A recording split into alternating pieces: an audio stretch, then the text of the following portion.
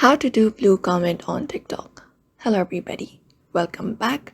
Today in this video we are going to find out how, so let's just dive right into the video.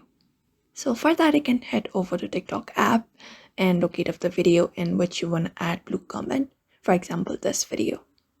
So what you need to do is simply head over to the comment section, and when you head over, if you want this kind of blue comment like this, the ordinary milky toner is turned blue with a search bar in it. If you want to do that, what you need to do is you need to identify important keywords used in a video. So TikTok makes words and phrases blue that are relevant to the video.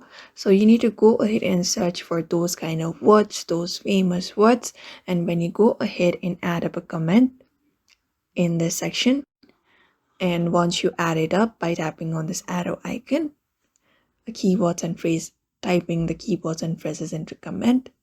Once you add it up, you can check back on your comment after a few minutes, and when you go ahead and do that, you should be finding your comment turning blue.